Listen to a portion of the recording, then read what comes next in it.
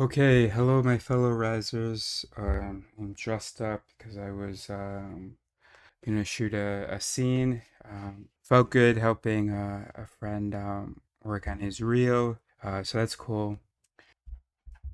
Here's yesterday's art. Wow, when there's light on it, it doesn't look nearly as black as I thought it did. Actually, so it was gonna be me in like a sea with waves, but I don't know how to do all that. So now what it is, now it's a eyeball and there's dark in the eyeball. So there's pigment in the eyeball and so it can't see the light. I had improv class yesterday. I had to do a lot of self-talk and some of it's so embarrassing. All these people are like, 10 years younger than me and I find myself feeling a bit like a loser. Not that I can't be a loser just because I'm 10 years older, but I'm so embarrassed to even be thinking about that, to be worried about that. But that's something that I have to be honest with you guys about and with myself about because that's a part of my journey. Don't know how much more honest I can be about it right now. So let's just the ice has been broken and I'm sure I can be more honest about it next time we talk. Yeah, just feeling very self-conscious. Part of me is going, "Oh, hey, carry yourself in a different way. Look more confident." And another part is going, "Bro, just relax, just chill out." We talked about it a bit in the other videos that I feel very alien. I feel very, very separate. I feel very out of the world. And and I can understand why I feel that way. I definitely look at things a little bit differently, and I'm confused by how other people look at things. And then also, the main thing being that I've been treated that way for so long. So there was a younger me who was carefree, absolutely fine just being myself, and over the years, that decreased. And so I'm trying to find that again, the not being super worried about what other people think while balancing it with being considerate of other people, understanding that my instincts don't work for other people, that how I want to be treated isn't how other people want to be treated. So if I want to live among them, I do have to be somewhat conscientious depending on how much I want to live around them. Oh, it's set to vivid right now. Depending on how much I want to be around them and how much I want to connect with them. These are kind of the things that I'm thinking about as I watch TV, as I lie in bed and watch TV. At some point, I'm going to remove the TV and just be forced to be with my thoughts. But that scares me a little bit. And I don't think that I have the energy or the hope for that yet. So I'm just kind of trying to stabilize, I think, is my excuse slash explanation. Yeah, so anyway, so I had this improv class and I was hoping that we could work on a project together, but for whatever reason, their age or not wanting to appear too ambitious or whatever else, just a lack of interest or having other things going on in their life, people who I expected to be at the meeting were not. So there's actually only one other person there, and so okay, cool. People aren't trying to make a project. I'm with with their classmates, and I'm disappointed, but it's all right. Also, it's important for me to be honest with what I wish were all right and what doesn't actually feel all right. I have to acknowledge things that are bothering me so that I can engage with those things or frame those things a certain way. One thing that is still bothering me is this ex. In my last appointment with my therapist, he brings up a goal that I had brought to him, which was to work on my patience and sense of urgency. So I brought that to him one session and explained the difficulties that my girlfriend and I were having, partly because of my sense of urgency, where every time that she was self minimizing, I felt like it had to be addressed. Otherwise, we were going to be heading the wrong direction. And in those moments, I would kind of try to coach myself, but not really. And I didn't know how. So I bring that to my therapist. Well, just a few days after that appointment, she sends me an email saying, I want you to move out. And one of the main reasons was because she didn't feel like I could be more patient with her. Now, naturally, in an adult relationship, or at least my concept of an adult relationship, you would say, oh, hey, baby girl, I got good news for you.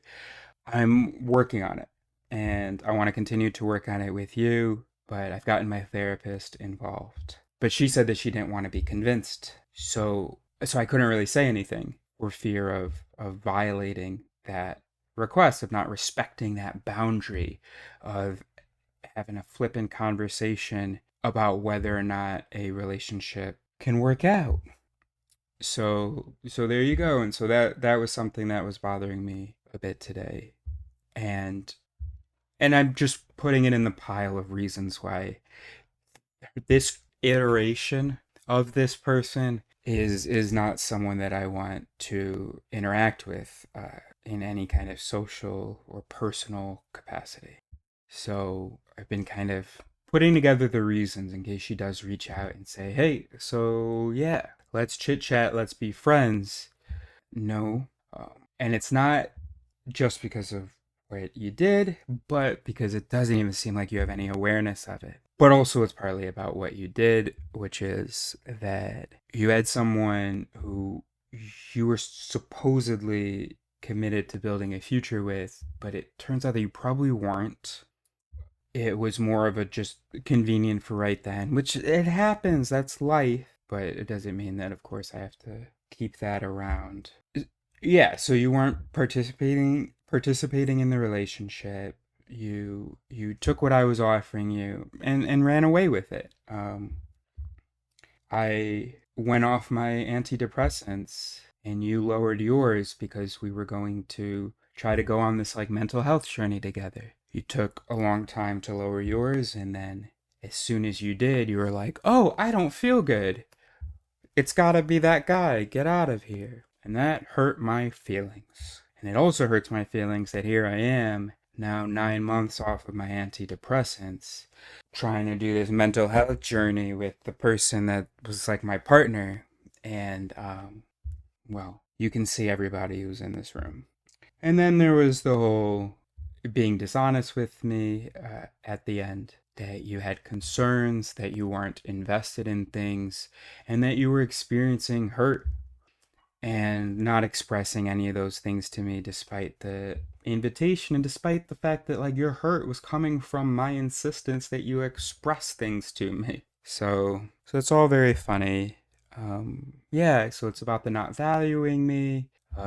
It's about the not being honest, and all of this is definitely embarrassing and sappy. And yeah, I can't imagine watching this back, but I feel like this is what I'm supposed to be doing right now, so I'm doing it. Anyway, so I wish her the best on her growth, and I really hope that some of that growth happens so that we can reconnect in some capacity, because I don't want, and it's for me, I just don't, I hate the idea of that I had this friend from like third grade until my 30s, and then as soon as we actually got close, I ruined that relationship. And I really don't think of it as, most of me doesn't think of it as that I ruined it, but there are some incorrigible parts of me, very loud parts of me, that I'm concerned about.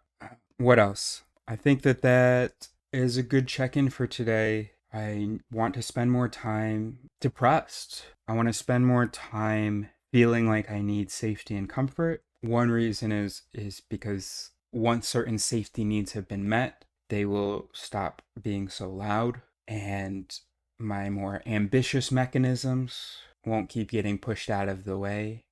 Once I feel safe, I won't have to prioritize safety or comfort or whatever those guys are worried about. Another reason is that I want to get bored of being alone, get bored of watching TV. I've had phases in my life where I just kind of spend 2 weeks, and I want to do more though, longer this time. I want to get really deep with the reflection. But first, we're gonna like do 2 weeks, and so we're finishing up week one of watching TV and just lying in bed. soon I'm gonna get bored of that, and I'm gonna get hungry for stuff, and that's gonna give me courage to do more and to do other things. Also, I need to respect my breakup and let any other. I feel silly being pained by it because the whole time I didn't know that this was going to happen by any means. I was not prepared for this. But there was an awareness that I wasn't sort of dealing with a full person. I mean, that was kind of the work that I was trying to do with her, is to help her feel comfortable growing and finding being herself, whatever that may be in this moment, rather than just kind of trying to be a reflection of the people around her or something. This isn't, my language is imprecise here, but it isn't really the point. The point is that I feel a bit silly giving this any thought at all, being affected at all by this relationship, because especially with the end, realizing that so much of the stuff that had been meaningful to me in the relationship, like that we're going to figure this out together, like that we're on a similar mental health journey and we're going to support each other through the anxiety stuff, like that she could trust me and rely on me for certain stuff. A lot of that got just burned at the end, just kind of went up in smoke. So while there were parts of me that still exist with me, that hold on to those memories, a lot of me mocks them because, bro, none of it was real. And I know that parts of it were real. It was not real. It's not true that none of it was real. But it's just such a shame that, yeah. Anyway, I'll do that privately on my own. By the way, throughout all this whole video, I'm like, this guy is not relatable. Why does he talk like that?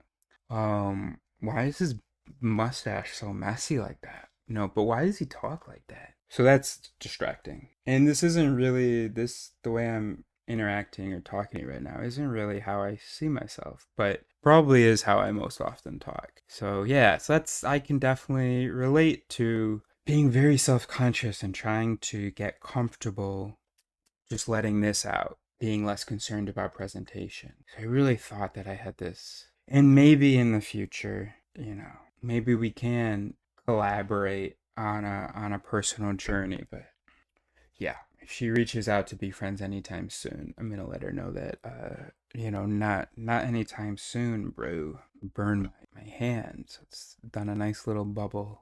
Anyway, it's definitely contributed to my whole feeling of being alien, because there were so many things that make me alien that I felt like we had in common, interest in the mind and all the other stuff that I've been mentioning now. So that's another thing that's hard. I was good living out in my camper by myself, just me and my dog, and now I'm among humans and I have to remember how alien I am, and I'm reminded of how alien I am, and it hurts because I do want to connect with people, and it's hard seeing so many people, including the people that I live with, and not feel like I can connect with them and not really know what I can do about it. I know that there are things that I can do on my end, and I know that there are things that they could do on their end. They're too busy or unwilling to do things on their end, and I don't know what I can do on my end. So that's really hard.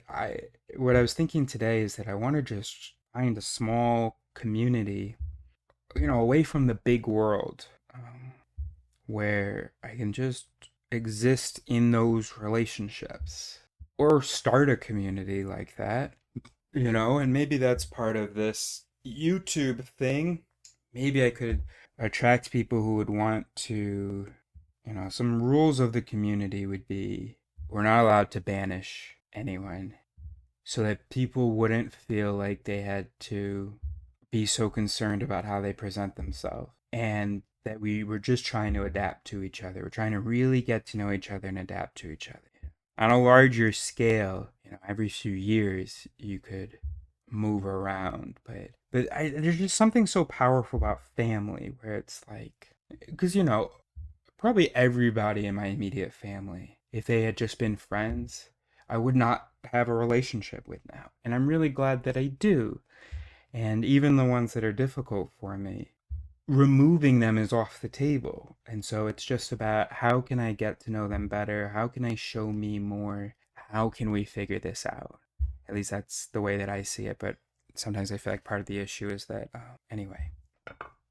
And then another rule would be that you have to know about psychology. You have to know about yourself, and you have to be humble in your beliefs and value science.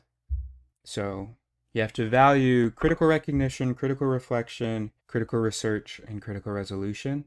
So that's knowing yourself and how minds work in general, and rather than all the bullshit that we already think about minds, like free will and all this stuff, just having a realer understanding of minds and beliefs. Valuing, you don't have to always be logical. That's not possible or valuable, but appreciating good reflection for those times when it's appropriate, or even just, hey, I didn't do good reflection on this.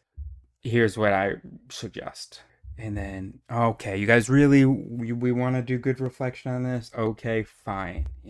Just not taking for granted that you're not assuming that your intuitive first look at something was logical.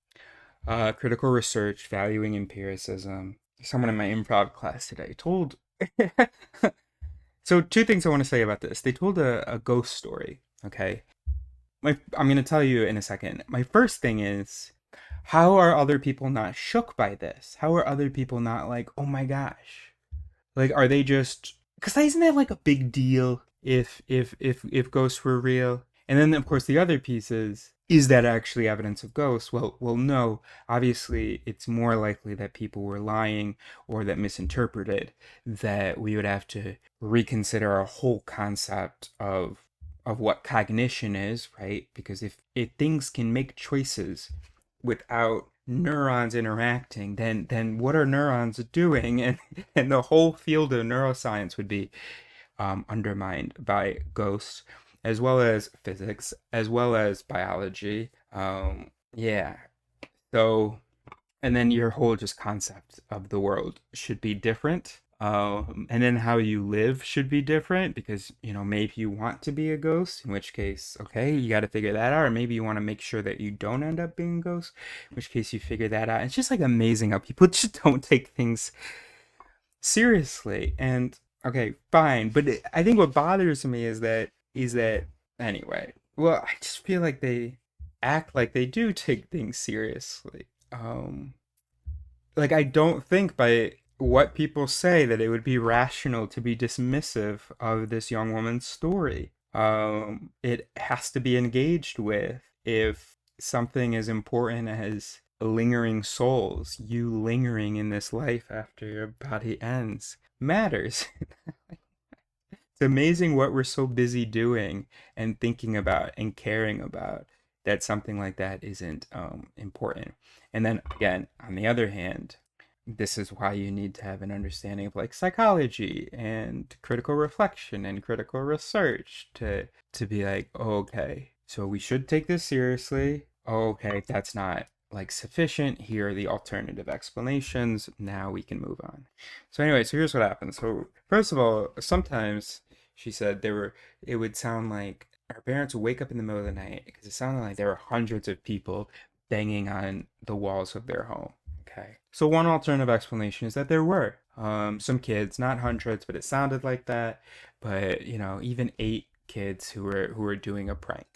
Um, and I just imagined her hearing that alternative and go and just feeling like hurt and like, no, this is real and blah blah blah. And that's sad to me.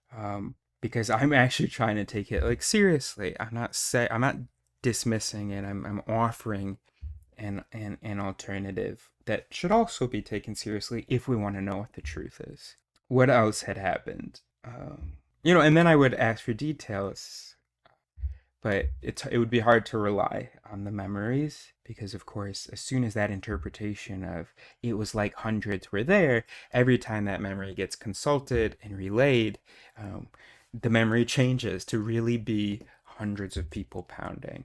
No, it couldn't have been 8 people. You didn't hear it. It sounded like hundreds. Okay, right, but you heard it, and I wonder whether if we went back to that moment, 8 people would sound more reasonable. Oh, there were cabinets that would open. The mother would close them all, go back to her room, come back down, and they're all open again. You know, could be someone else sleepwalking, or maybe the mother herself. Could be that the way the house was settling, like it was a really weird house. So it wouldn't be any house that I've ever, spent time in. But we definitely can say that we're dealing with something weird. The question is, how weird do we have to go based on the evidence, right? The evidence doesn't yet take us to everything that we think about the world is wrong. There can be really weird things like, what, 8 people would have the idea, whatever number of young people or any age would have the idea of playing this prank on someone. That's weird. Of course, it's not as weird as, the whole ghost thing. Thank you for letting me do this, bros, because I know this isn't about the anxiety thing, but it reminds me what I enjoy doing, which is thinking about things, explaining things, and I wish that someone else was here so that we could be discussing it. And I have to stay true to this because otherwise I won't be long for this world. I have to find a way to be able to just do this, basically, or do enough of this. And some other projects. I want to do some creative stuff. Anyway, okay, carrying on. The way that the house was settling could get cabinets to open, right? You have a nice weighted knob on there. The house settles, the angles change ever so slightly, where now all those weighted knobs sort of pulled a certain way or outwards, and then, gravity and whatever. Now, here's the really weird one. Easiest explanation is that the people who told her family this were lying. But the way that, and this is why critical recognition is important, you as well as I, maybe not you, but anybody who isn't just immediately dismissive of stories like this, and we feel a pull towards the extraordinary explanation, because, and not just any extraordinary explanation, but an extraordinary explanation that involves agents, intentionality, and something that would be really important to know if it were true. And so a ghost story has all of that. Okay, so one time she's with her family, they're at a restaurant, and maybe they're talking about the house. They just moved out because of all this weird stuff, and maybe other stuff, I don't know. There's a couple at the table next to them who says, hey, no, other way around. They overhear a couple, it doesn't matter. Point is, you have two couples. One is the parents of the woman telling us this story in the improv class, and there's another couple. And it's established that the second couple lived in the same house as her parents before them. And so her parents asked that second couple, did anything weird ever happen? And they say, oh, yeah, something really weird happened. One night at midnight, all of the devices in the home turned on, playing the same song. So that one was like, what? That's crazy, bro. And there's a part of me that's like, holy shit, evidence of ghosts? I want to bypass the explanation that those two people had never lived in that house and just were having a date and thought it would be a fun joke to play. Or that, well, I don't even know how, if that had actually happened, I don't know how it could happen. But here I am bypassing that. I don't know how in 2003 or whenever it was, someone could forget all the devices, even more than one device, to start playing the same song. It's obviously the more likely thing is I just don't know how that could be done, and someone was able to do that. But I want to run right past that and go, evidence of ghosts? And that's because ghosts would mean agents and intentionality, as does the neighbors. But that third piece that I mentioned, do I have the energy to look up what are the things that make, I don't know, but you look it up, leave a comment. I'm curious, what's the list of 5 things that make gods and ghosts and stuff more attractive than human error or human mischief? But the third thing that I was thinking is that if it were true, it would be important to our lives. And so we're like, we better find out if this is true, and we better, take seriously that this thing may be true. And part of that is believing it. In order to even entertain an idea, you have to adopt it to some extent. Some of your mechanisms have to like see it as real in order to engage with it. Great. This was lots of fun. Thank you. Really just doing what you love is and I guess that's part of my issue is that I don't feel like I'm able to do it. I don't have a way to live stream here from my room, and I just feel like I have a lot of stuff pulling me in different directions. Um, but anyway, right now we're just kind of processing our grief of the world that we thought that we were going to have. And that ended, so abruptly. So it's totally natural to have to process this. And yeah, we are gonna have to probably make some decisions, try some things to find our happiness. Thanks so much for listening to me as you go to sleep. Talk about anyway, pity party over. Bye. So my buddy just asked me some questions about my ex, and that reminded me of something. I've got junk food. Because I'm gonna go through a period, bro. I'm gonna be like this, and then I'll feel guilty and bad and fight it. That's the plan. Is it a good plan? I don't know. Is it not even really my plan? Is it just the narrative I'm giving you and myself to justify having sugar, which I feel like I haven't had in forever? Most likely. So he just kind of asked me about how it ended and stuff. And then he asked me whether I thought that she might be feeling better now. And yes, I think that she is. Part of the reason that we broke up was because she was feeling really anxious and just bad. And I do think that she's feeling better now. Not that you are asking, why am I making this video? Oh, right. Okay. I explained to him that that doesn't matter. Like, even if I had told her, hey, I can adjust this, or I'm working on this with my therapist, it wouldn't have really mattered. I think it should have mattered, but what does should have mean? It wouldn't have really mattered because she had made a sort of a switch in her mind. Like, I feel bad because of Eris. If Eris is gone, I will feel good. And my being gone probably did help her feel good in a lot of ways, in the ways that matter to her. I need to find a partner who sort of appreciated the things that I was giving, and it would be okay to have conflict sometimes in exchange for those things. But for her, she wants peace. Like, that's number one.